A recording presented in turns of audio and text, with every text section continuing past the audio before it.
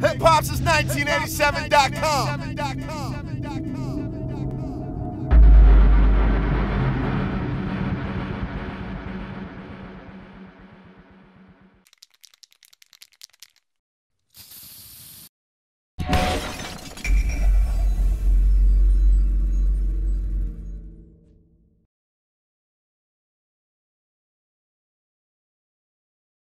Here at Phillips Arena. We're here a little bit earlier today as the King and his men are in the building. The 14-7 Cleveland Cavaliers are in town tonight to take on our 4-16 Atlanta Hawks. Before things get kicked off though, we're going to take a little moment to join Cavs, shoot around, speak to LeBron James about tonight's game, rookie John Collins, his school that he's opening it up, and a lot more. We'll also speak with Coach Tyronn Lue about tonight's matchup, what he's seeing from his bench recently, and what it means to come back to Atlanta, a team where he used to call home and used to play right here in Phillips Arena. Make sure you stay tuned to Hip Hop since 1987. Follow Terrell Thomas and Danny Digital for all your Atlanta Hawks and NBA action, as we'll be providing a full recap of today's shoot-around. And then tonight, we'll be providing a full recap of the Hawks versus the Cleveland Cavaliers live from downtown at Phillips Arena.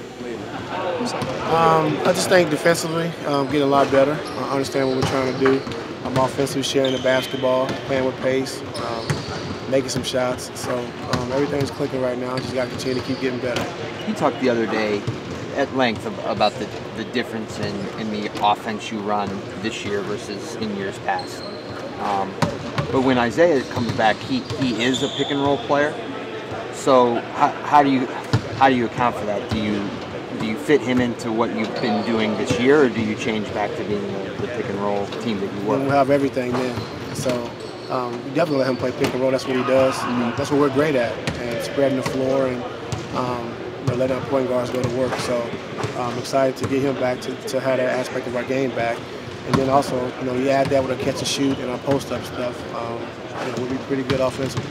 Do you think that you will continue to feature the post stuff more so than you did in years past? Yes. Will Isaiah get an opportunity to do 2-on-2 or 3-on-3 today? No, I don't know anything about all that. I stay out of the way of that, Dave. What's worked with the rotations that you've kind of been able to settle upon during the school year? And how did you... Well, the good thing is, Dave, is that before in the past we would come in and always bring Brian back to that second unit, but earlier this year we just talked about letting that second unit just play, and they've been great. So able to put 4 new guys out there, sometimes 5, and just let those guys play, and Brian's able to get rest that way.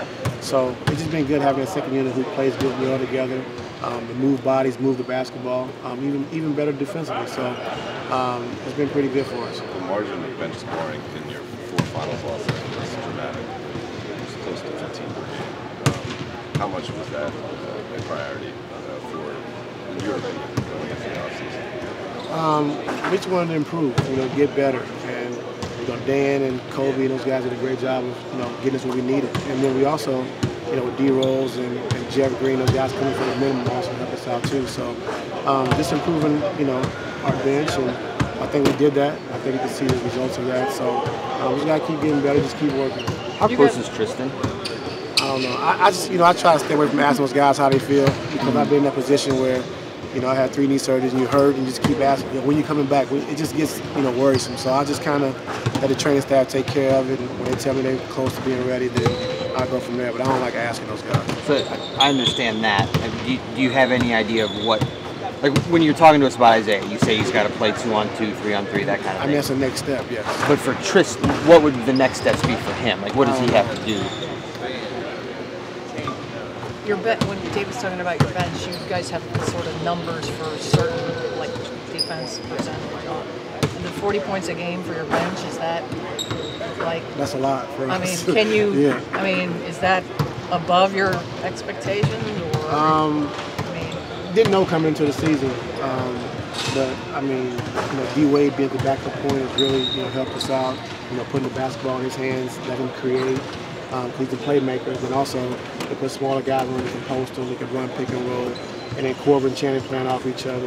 Then things get tough, we can put the ball in Jeff Green's hands, he can handle. So they really do a good job of playing and working off each other. What do you like the most of the way Dwayne has wrapped his arms around this role, though? I just think, pretty much having his own unit. I think be able to lead that unit, knowing he's going to have the ball in his hands, getting the rhythm, getting the flow of the game. And you know, when you're a scorer and you used to have it that way, I know coming off the bench is different, but I mean, he's pretty much playing the same way. Is it always special to come back to Atlanta? I know this isn't your first time back here, but being a former player here, is it always special to come back to Phillips Arena? It used to be, but I mean, everybody's gone now. I'm so old that, you know, Woody and LD's with me, and you know, Art, you know, and all those guys are gone. So, and pretty much the whole team is gone. So, but it used to be nice coming back and seeing Josh Smith and Josh Childress and those guys you played with. But it's long gone now.